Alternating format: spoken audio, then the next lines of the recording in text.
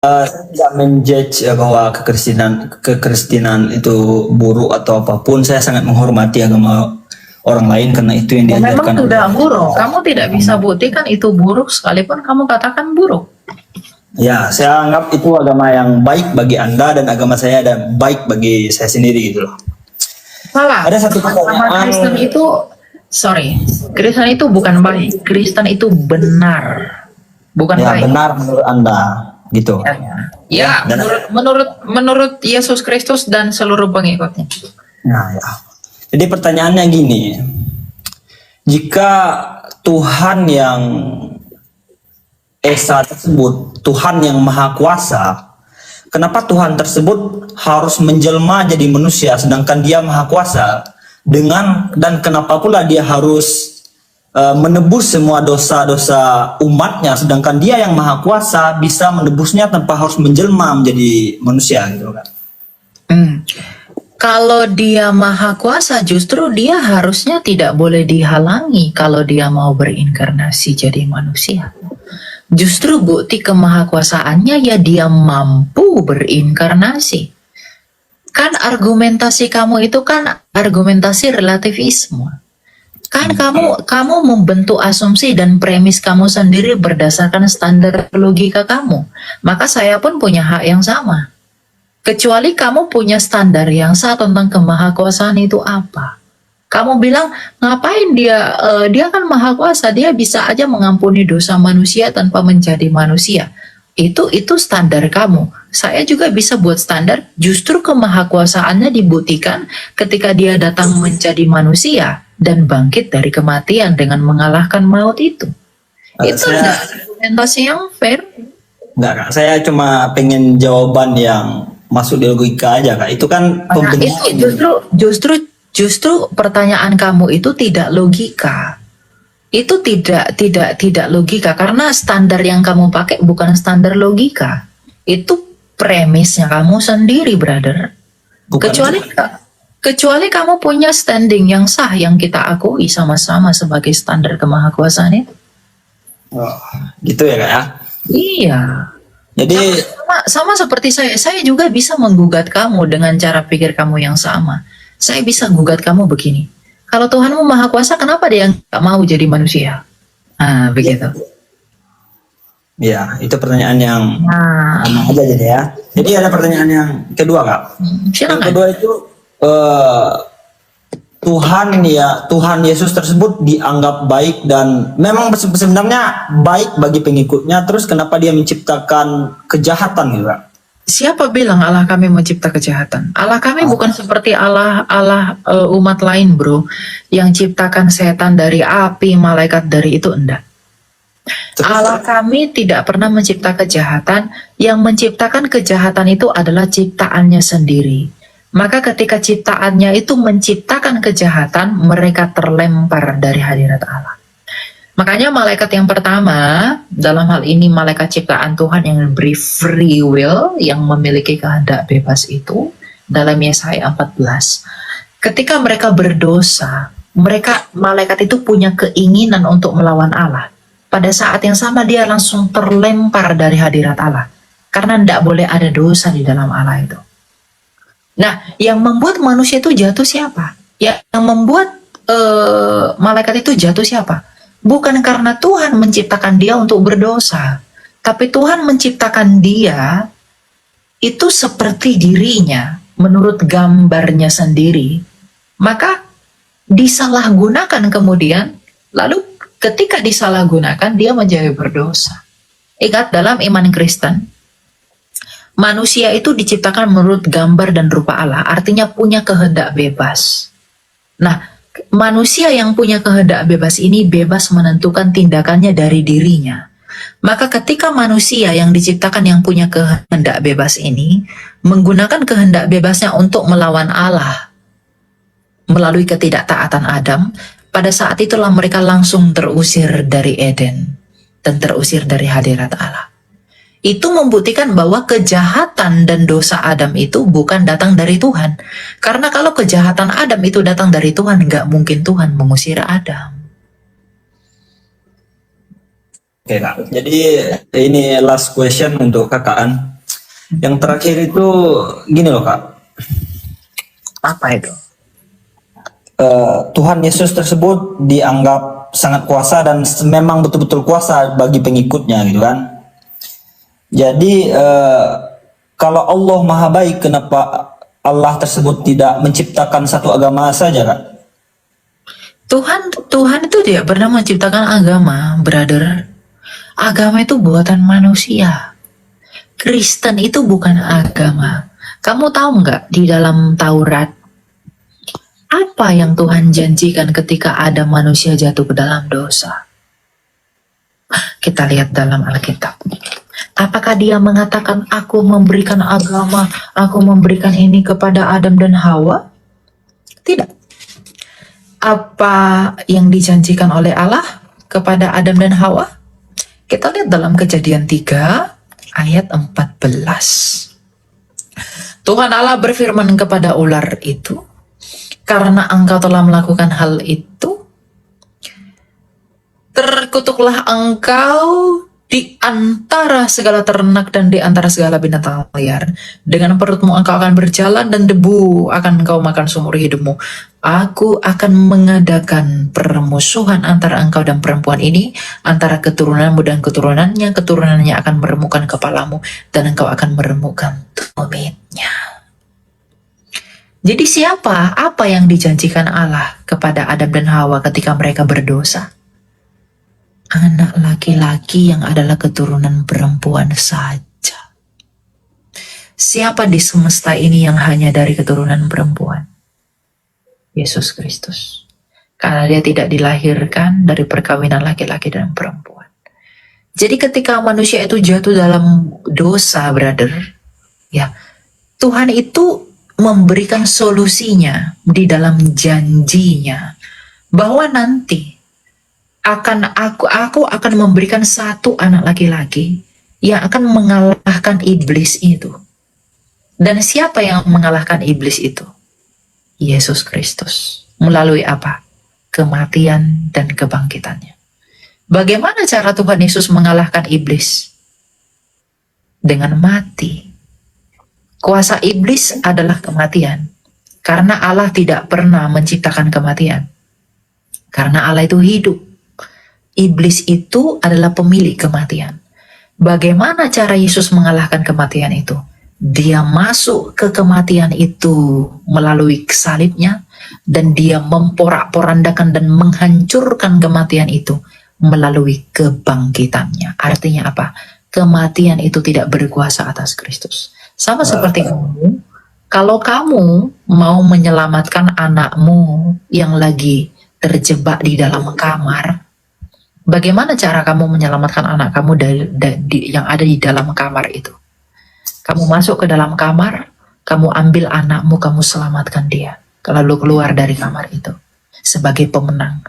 Bagaimana cara Yesus menyelamatkan manusia yang sudah terjual di bawah dosa, yaitu di bawah kematian? Maka dia masuk ke kematian itu, dia merusak, memporak-porandakan kematian itu, dan dia bangkit sebagai pemenang.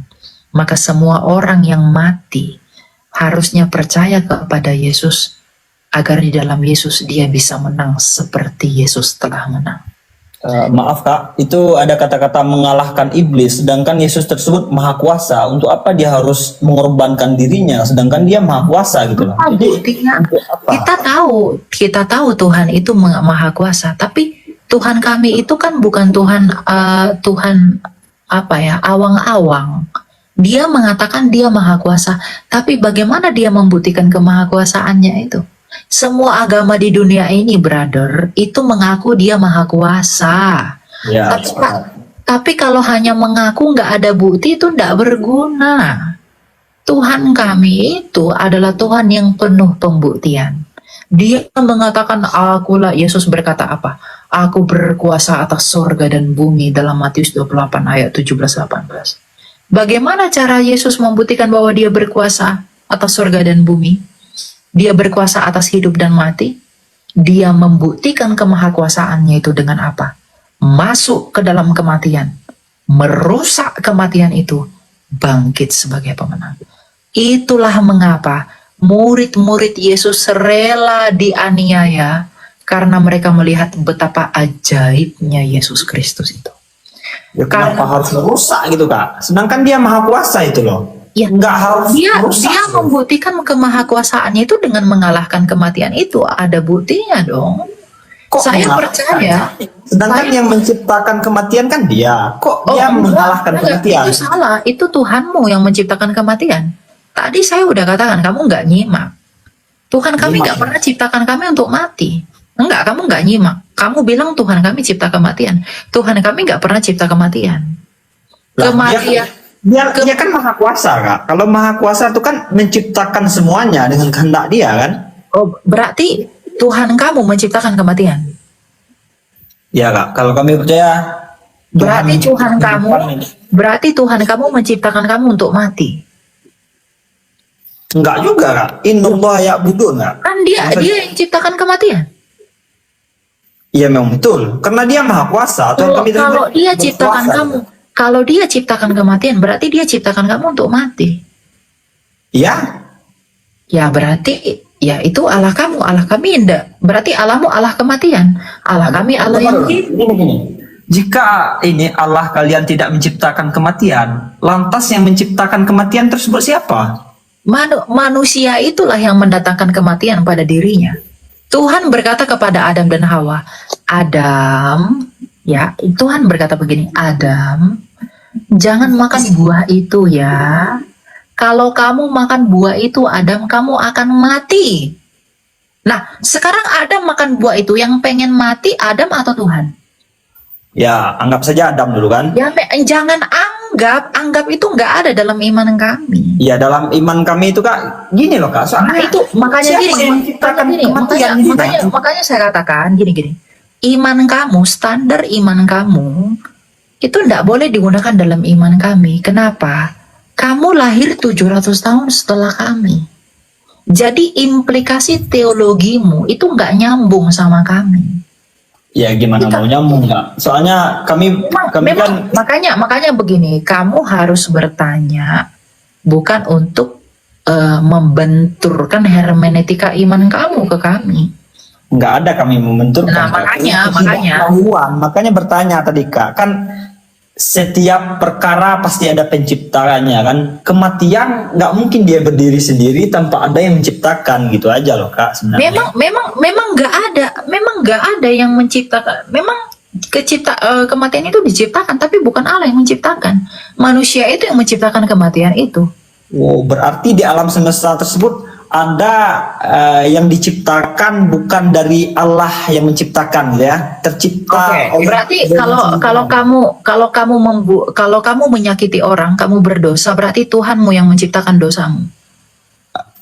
Iya Kak, kami itu kalau Oke.